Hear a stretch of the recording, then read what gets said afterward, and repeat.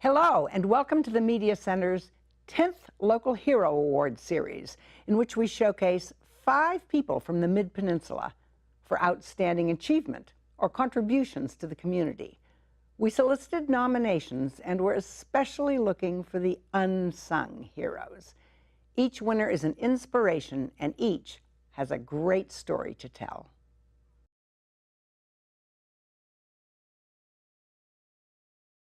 Many of us know that diabetes is a serious illness that is on the rise in America, that it can be life-threatening, and that there are 2 kinds of diabetes. But that's pretty much it.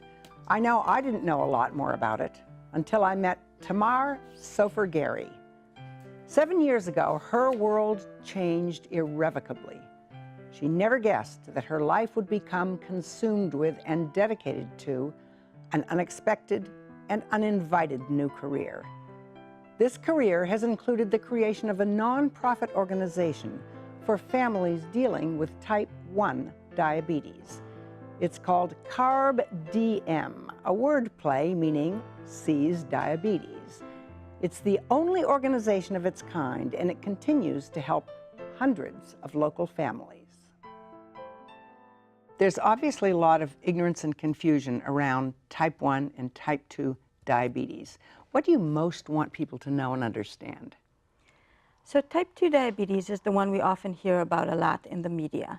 Type 2 diabetes is very genetic, and it's often linked to lifestyle and exercise, being overweight, and it is caused by the body not producing enough insulin or not being able to use the insulin that the body produces in an efficient way. Type 1 diabetes, on the other hand, is a lot less genetic in nature, and it is an autoimmune disease. So it comes on with no apparent reason. There's no known cause for it, and there's no known cure. So your body attacks the cells within the pancreas that produce insulin, so therefore you no longer produce any insulin, therefore you're insulin dependent for life, and you have to get your insulin from the outside, either via syringe or a pump, but you have to take it from the outside for the rest of your life. So yes, my daughter Tia was diagnosed 7 years ago when she was 8 years old, and so we saw some symptoms start in August, and she wasn't diagnosed until January. And it just hits you out of the blue. What was your reaction? Shock. There's a lot of learning that has to go with it. Every time your child needs to eat, you have to be able to count the carbs that they're eating, calculate insulin doses, and give an insulin shot. Your child has to eat. You know, within hours of diagnosis, your child is going to be hungry and want to eat. So the learning curve is extremely steep. We all have insulin in our body, and it's a key that opens up the cells and allows the glucose from the food we eat to go into our cells and provide us with the energy we need to function. Both the functions that we all think about, like running and jumping and thinking and doing things, but also the functions that our body does without us thinking about it, like breathing and all the bodily functions that our body does just to operate. So without glucose in our cells, our body is starved and will die, basically. When you have someone with type 1 diabetes and you have to give that insulin from the outside, you have to calculate how much insulin a person needs for the carbs they're eating and try to make that balance. So if they're eating 10 grams of carbs, you need to know how much insulin they need for those carbs. And that insulin to carb ratio can change from meal to meal. Everything affects how much energy we need. Our activities, as well as things like our stress levels, how much sleep we've gotten, how healthy we are, all of those affect how much energy we need and how much insulin we need. It's like we're not smart enough to do what our bodies do on our own, and we weren't ever intended to do that. Now, the tricky thing about insulin is that it's a very potent hormone or drug. Too much insulin could cause a severe low blood sugar reaction, which if left untreated, meaning you don't take sugar for that, could actually kill you. So this is something that all of us parents or loved ones of people with diabetes who are not medical professionals are now dealing with on a daily basis. So overnight we become a doctor, nutritionist, nurse, chemist, all of the above. it's a 24/7, 365 days a year struggle, and it's a marathon, it's not a race. When you first found out what was going on and you got the diagnosis, your reaction was to reach out. Tell me what form that took and what you discovered. I needed to meet people face to face and learn from them, their experience. And we found some activities in some places to meet people, but it just wasn't enough. And when we couldn't find them, we just started creating those opportunities ourselves to meet with people. But we realized that, there's so much people can learn from, more people, that we started creating those opportunities for people to get together. And from that, it just kind of grew organically. And over the course of a year, we realized that we really need to formalize this into a nonprofit organization.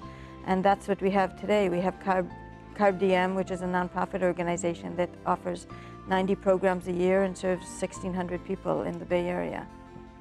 I always say that anytime two people who have a connection to type 1 diabetes get together, magic happens. There's an understanding that happens between people with type 1 diabetes that you just can't get when there's someone who isn't living with it. There's a compassion and understanding that comes from that shared experience. Parents of children with type 1 diabetes are always exhausted because they're up checking their children at night, because diabetes doesn't rest when the kids go to sleep. You always have to check their blood sugars at night as well. So there's an understanding of the challenges. Kids see other kids with type 1 diabetes checking their blood sugars and counting carbs, and they will show each other their pumps and their continuous glucose monitors, and they show each other where they have their pump sites. Oh, I'm having it on my arm, or I have it on my leg. And we as parents can tell our kids, for months, you should really try to put your pump site on your arm. And they don't hear us, but then they see another boy or girl who's got it on their arm or leg, and they're like, oh, I think I'll try my pump site on my arm. And you're like, really? I've been telling you to do that for months. Hey, Tia, come see, the new low bags arrived. I was never one who was defined by her career, whereas now I am, one and the same as my career.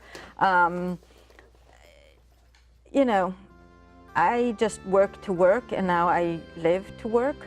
God forbid I don't wish a chronic illness on anyone, but it has taught me who my friends are. It has taught me what's important in life. It has shown me what an amazing person my daughter is, and it's shown me how compassionate my son is, and what a thoughtful child and brother he is. We always joke that the type 1 community is the best community you never wanted to be a part of. It's totally changed my life, but I cannot imagine my life without the type 1 community.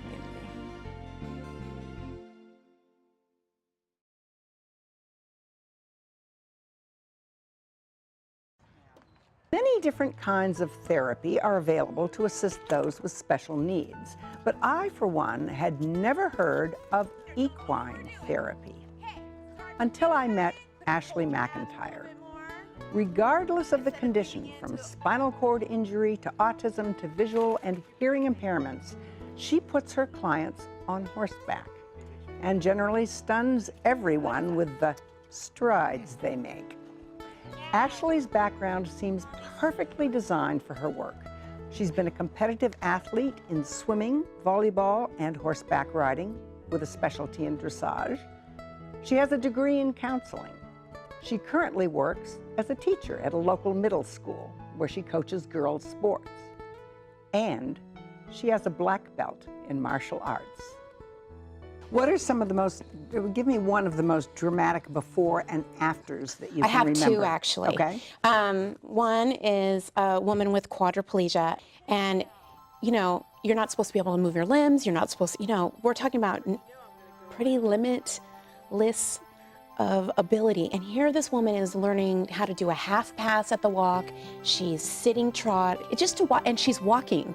Now, she needs a little assistance, but she's walking. She can back up 10 steps, she can walk forward. And then we have a gentleman who had an autoimmune disease, and they told him he was going to be in bed for the rest of his life. And now he's walk, trot, cantering, and he can get his leg up and over the horse, and he just needs a little, like, making sure the boundary's there when he's coming down. I mean, these are professionals told them they're never going to be able to do A, B, and C. And they're doing it. And they're doing it. Wow. And I see that all the time. Oh, my child's not going to be able to do that. Or my child's never going to learn that vocabulary. Yeah, they will. Just you keep showing up and I'll keep doing my thing, and watch, your child's going to learn. What is it that equestrian therapy offers that other therapies might not? So in general, animal therapies are the best, but what's so great about equestrian activities is that you're actually sitting on your partner. So when we're sitting on them, they move our body like we're walking. So if you don't walk well, you don't run, it moves your body like you're doing it. So that's the only kind of the big difference, is that you have this physical response that lights up your whole body. So we work with people with eating disorders, amputees, quadriplegia, people that have lost their sight, no hearing, autism, cognitive learning, receptive learning, expressive learning delays, Down syndrome, and they all communicate very differently, and they need to learn on a very different way. Me talking to someone with quadriplegia is so about their body and accessing what they can access. Someone who's not sighted and they've never been on a horse, for me, and we might all be doing the same movement, but how to teach them, I have to teach them all separately. It's a partnership. So if you're not in the moment and you are not paying attention to your partner, it's like tango. You know, you can put the best two dancers together, but they still have months and months of work together to move as one, to move flawlessly, that they are elegant together. Well, that's the same thing with horses. It's a relationship, and you have to spend time being in the moment together. It's a partnership. And how much is that pairing up, as with partnerships, important? Because you do pair them up. I have right? to, yes, because each horse moves very differently. So when you, like dressage is the one with the top hats, and the horses are doing like ballet under saddle. It looks effortless, but it's taken years, and it's taken subtle, like the horse will feel you take a breath a certain way, and like, oh, we want this. Oh, she just slid just a little bit with her outside leg, she wants this. She moved her hand subtly, but it took years to build those subtleness, and the breath is important because it communicates everything. Now, is there a moment there you could have hold your abs a little bit more? Instead of giving in to, oh, I'll catch myself? Could we try to work on wiring that? You are correct. Okay. All right. When they're in the ring, I don't treat them like they have a disability. I treat them like anybody else. Okay, that right arm stinks. We gotta work on that. You need to focus, make the mind-body connection. Focus on it, make an effort. It's your life. You want that hand to work, you're gonna have to put the time into it. I'll help you, I'll support you, I'll set you up for success, but you have to do the work. Okay, Molly, ready? Big walk. Now, you keep talking about the underdog, and where does that come from in your own life? You've had challenges that I gather have made it easier for you to connect with these people. So I've been overweight my entire life, and and you know, there's a lot of stigma and prejudice that goes along with being overweight. You're not smart, you're not disciplined, you're not athletic, there's a plethora of things that people judge you for being heavy, but that's not really all cases. And growing up, it's like, oh, you're too heavy to do that. Oh, you're not gonna be good at this. You're not gonna be that. And that, of course, I would cry on the side, but at the same time, I'm like, okay, you know what? I'm gonna do it. I'm gonna prove you wrong. Or it's not about what you can't do, well, how about what you can do? And that's the bigger point for me. Eyes up, holding your reins. Come on, you can do it. I played competitive volleyball.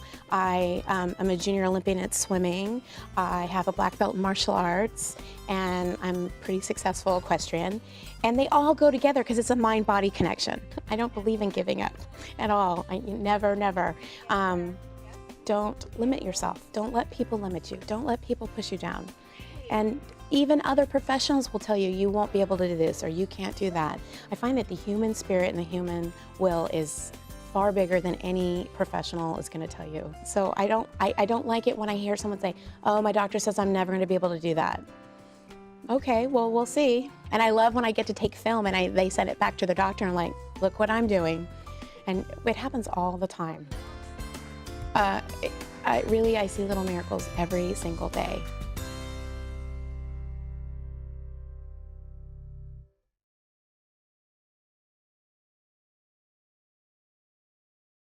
Roger Vernon Smith is a retired banker, founder of the Silicon Valley Bank, perhaps not someone you might associate with a life in the nonprofit world.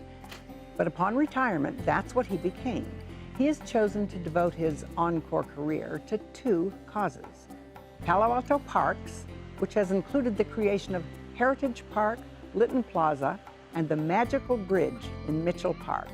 His other focus, which prompted this award nomination, is the families of murder victims. He created MAM, for Mothers Against Murder, and is the sole financial backer of the organization. So the first case was called the May case in San Mateo.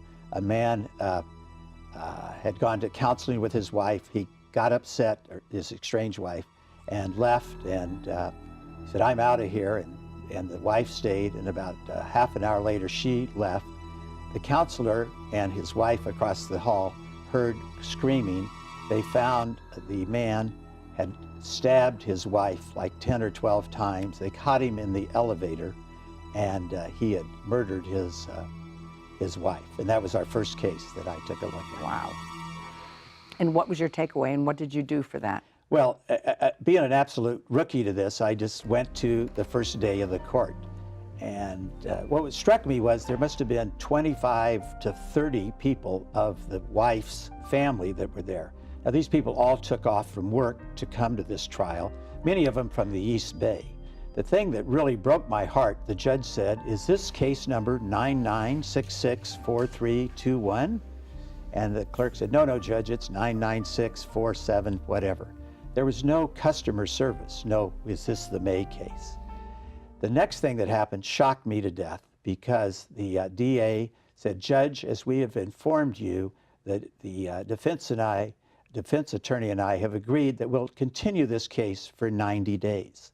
The judge says, effectively, "That's good, next case." So here were 30 people, took off from work, knowing that justice would be served. Nothing happened. And no one had called them to say nothing's happening. The real heartbreaker here is people think justice is going to be served. And in this particular case, unlike some murders, you don't know who did it or did they do it. This was very evident who did it. So we work with the families to help them with the process. One of the bigger things that we do is help them get compensation. There's a state compensation for murder victims, including burial. And so we make sure they get that. And then we, if you will, hold their hand through the court process and try to reduce the suffering, which is hard to do, but try to make it easier on the families. So you really are navigators. Navigators is a good one. Guides, navigators, hand holders. What are the things that people don't know that are services, for example, that you Well, help first of navigate? all, there's no school that you go to saying this is what you should do if there's a murder, because it comes as a shock to everyone. The law says the police are supposed to give you a pamphlet saying there are people that will help you. Each county has a victim assistance program. So first of all, most of the time, the police are looking to figure out what happened. They're not real concerned about making sure that families know what to do. I would say the majority of the cases are poor people that get murdered. So one of the things there is just the shock. Let's say a woman's husband, she has 3 children, gets killed. How does she make the rent payment next week? And how do you bury the people? And it's like anything. If someone kills somebody, the accused is the most important person, and he gets a court-appointed attorney or can hire his own attorney. But the family truly has no one. They're left alone. And so the system, in my mind, breaks down from that point forward. Put me in the shoes of some of these families and tell me more about the kinds of things that I probably never thought about before, what it's like. Well, first of all, the enormous shock is the biggest thing. Just the total unknown about it. And for instance, in the Hispanic family, funerals are very important. But sometimes we've had cases where the system doesn't give the people the compensation and they've had to cremate someone. The other thing, there's a bunch of games that happens in this process. One game is the funeral homes know you have to bury the person, obviously, because they've been murdered. So some of the people charge way too much. Is there something about losing someone to murder that is different from losing somebody to an accident? I mean, if I am the family member, in how it affects me, is there something that is singular about murder? Well, I think the biggest thing is the intent. Somebody took a family member's life. Now, in an accident, it could be, but this is a deliberate act of violence on someone. So there again is the why. And so many of these, there's no why. The hurt there is, and that's even greater when the suspect is not known or found yet, because then there is also the fear.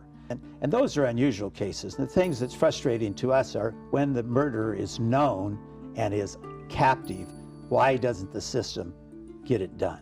The problem with the system, like everything in life, it's just another murder. And we have a little saying, a murder is not just another crime. And the other thing that's extremely frustrating to me is the numbers. There's about 15,000 murders every year in America, about 1,700 in California, somewhere around 300 to 400 in the Bay Area. Compare that to the number of Bay Area people got killed in the Iraq War. Which is what? 10 maybe? This does sound to me very different from banking. Yeah. Are there any similarities? Well, yes, there are.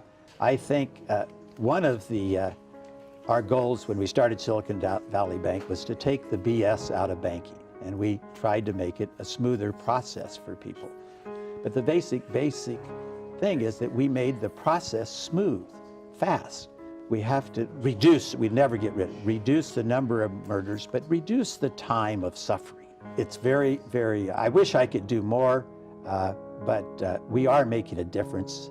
Sometimes I feel I wish we could make a bigger difference.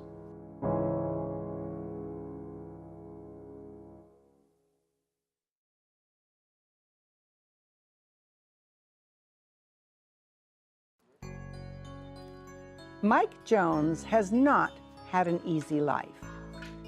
Grew up on the wrong side of the racial tracks in rural Louisiana. Parents divorced.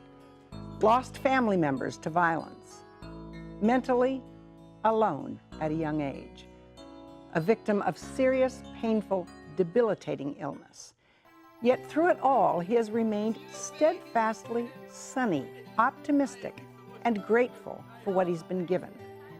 He feels an unwavering commitment to pass on the blessings and gifts he's received to the young people in his life, both at the Boys and Girls Club of the Peninsula, where he is senior unit director, and in his own family. Mike, you've had some really difficult experiences in your life. Tell me what happened to you when you were in 6th grade. Imagine getting a phone call at 4 in the morning, you're 11 years old. You hear your grandmother get up, you get up as well. You don't know, normally when you get a phone call in the morning, it's something that happened. My grandmother gets the phone call, she gets off, she comes and tells me that your father had been shot and killed. And I said to myself, whoa, it was a shock. And I got so nervous and scared because I was thinking if someone shot and killed my dad, maybe they're coming after me and my little brother. So it was a very tragic moment in my life. And what has that done to you subsequently? It's with the support of my family growing up after that happened, because I had my grandfather and my uncles to take me through this journey. It allowed me to provide hope for the work that I'm doing today with the kids. I think that there's paths for everyone. And my path is to provide hope and for the kids that's out there in the world. I think it's all along the path. I think what happened is projected me in that direction. So I think this is my calling. I cannot see myself doing anything else. I think there was always something telling me, I don't know if it's spiritually or angel or whoever is always just telling me to keep moving forward. I really believe that my grandmother and my grandfather was the platform or the hope that they gave me to continue moving forward. You're always going to have, something's always going to happen. And I live my life believing that there's no challenge in this world, it's only solutions. And I keep going back to my grandmother and grandfather. You know, they faced a lot of challenges, but they always kept a smile on their face.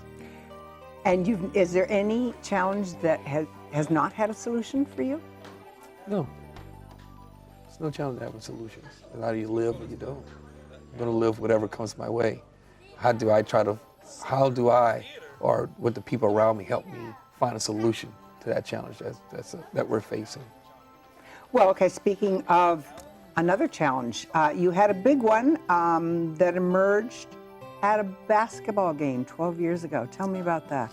So, you know, I'm no Michael Jordan or the young man from the Golden State Warriors, but I thought I could play a little bit of basketball, I think.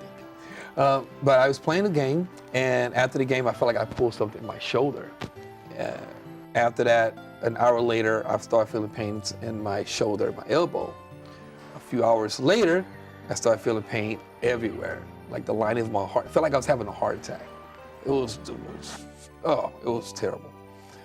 So at the time, my wife, she was my girlfriend, drove me to the hospital, and they couldn't figure out what's going on. I said, we don't know what's going on with you.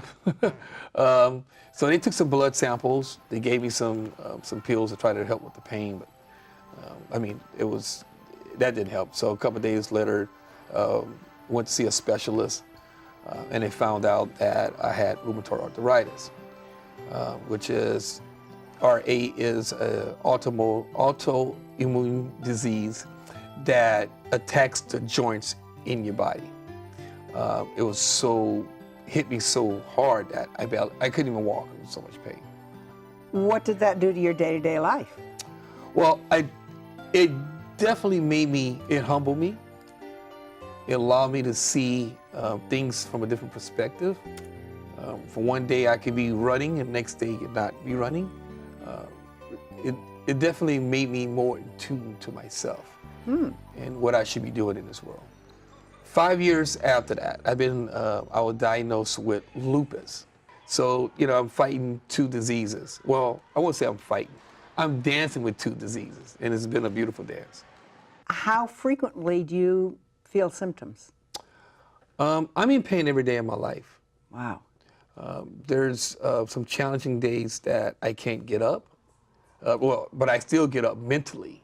I get up, and I get up because I want to be inspiring for every kid that's out there. And the days that I'm in pain, which is every day, you wouldn't know if I didn't tell you. But the days that I'm in pain, I have come to the understanding that I'm taking pain away from a youth that is suffering. So I can bear that. I can bear living with that because I know that I'm taking something away from a kid that's suffering. Do you ever get discouraged? Never. Why? Why get discouraged? There's people that's facing worse things than I'm facing. Every day is a miracle.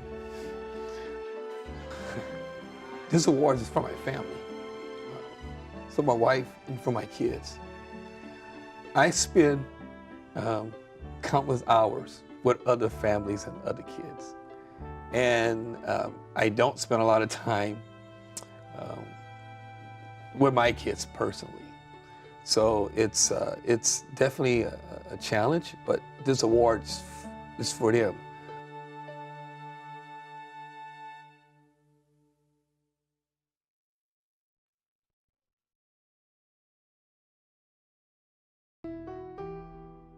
It's well known that as modern medicine finds ways to conquer infirmity, we're living longer than ever before, but we are also taking longer to die. And yet every one of us is going to die. So it's rather astonishing that it remains a subject few people want to talk about, and even fewer want to do something about. Virginia Anderson is a therapist in Atherton, and she not only talks about death in something called death cafes, but she also volunteers her time to sit with the dying. And she's a great advocate for getting people reconnected to the natural world, promoting what she calls sacred places in the Bay Area, and encouraging people to spend time there, something she finds intimately linked to the process of death and dying. I think it's safe to say that if I asked most people, how would you like to devote your time to thinking about death, talking about death, sitting with the dying, helping people die, I wouldn't get many takers. And yet that is exactly what you have chosen to devote your life to. Where did that come from? What prompted you to follow that path? Well, I was in Peru with a shaman. I had a dream, and in the dream, I was home in California, and there was an old woman who came to the door. It's always the old women who carry the stories. And she said, "Your husband was my grandmother's pediatrician, and it didn't do any good. She's dying anyway, and I've taken him prisoner, and I'll release him when you come." So I followed her down the hall where she had gone, and there she was, sitting at the bedside of her comatose grandchild who was dying. And I immediately knew that I was there, I was present on the planet at this point in time to be present at the transformation of life as we know it on the planet. Well, life is changing on the planet, everywhere, in all forms. And the initial work that I did following that dream was involved with the natural world. And I went from time that I spent in the Andes learning how to be present in sacred places and to open myself. So I learned hospice process by doing this work, with this shamanic work of being present in the natural world. It's intertwined, deeply intertwined for me.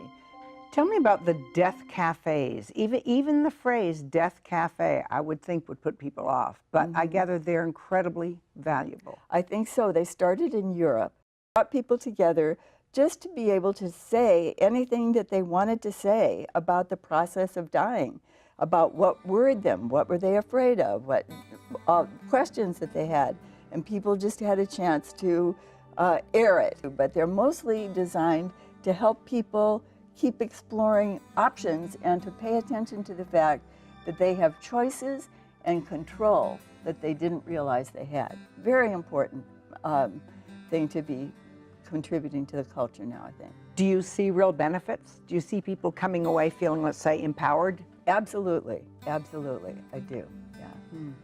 What are the important things that people often have to do before dying? Well, I think that lots of times people carry baggage about stuff that's unfinished business between themselves and other people. So sometimes it's a matter of just them working through that. Sometimes it's a matter of finding a way to make a better ending with somebody in a direct way. So I think that's an important thing for people to be able to address. It's also important. There's a whole if-only line of things. If only I had done this, if only da-da-da-da. And to give a better conclusion to the if-onlys, that's a really hard thing to die with, is if-onlys. And you do see a change? Do you see a letting go, a lightening up once these people have unburdened themselves? Yes, I think that's true. One of the exercises that they do in Zen Hospice is the postage stamp exercise, and you list your senses, you list your identities, the ways that you hold your identity in the world. You know, there are several different categories of things. Your friendships, the people who are close to you, And then somebody comes along and jerks those off one by one. So you lose the capacities that, and the connections in life that make life worthwhile. And so the loss of those pieces is a struggle for anyone to deal with. It's a struggle. And so you keep being brought back to the essence of what is it like to be alive without eyesight, without hearing, without this or that or the other thing. You know, so that's a really difficult thing. And you see people reach that state where they are able to strip themselves of everything and be okay with that essence?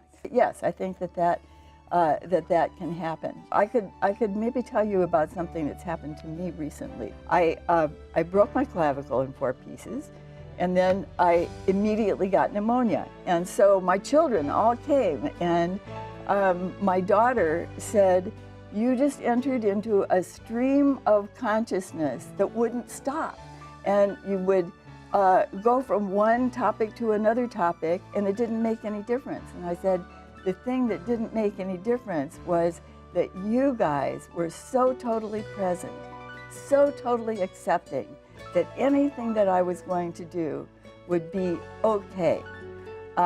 So I thought afterwards, this is what it's like to be inside hospice. Whatever you're doing as you're dying, it's really okay. That sense of presence, of someone witnessing, someone being present with you as everything sheds, it can be made much easier, I think. What about the sheer sadness? If you do live life fully and you're engaged and you have loved ones, doesn't it just break your heart to leave it? I think if you've really lived life well, then there's a wonderful line of poetry that says, you'll make love to the divine in the hereafter. So if you live well, you really know how to die well.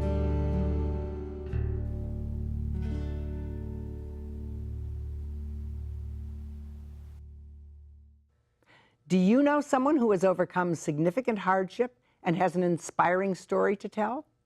Someone who has sacrificed or given over and above to the community and deserves some recognition? If so, please contact us with your nomination for next year's Local Hero Awards. To find out more about our local heroes and to watch interviews with all the winners, visit our website, midpennmedia.org. At the Mid-Peninsula Community Media Center, you can make your own videos and television programs and take classes in all aspects of media production. You can also hire our professional services team. To find out more about that, go to mcproservices.com. Congratulations to all our winners, and thank you for watching.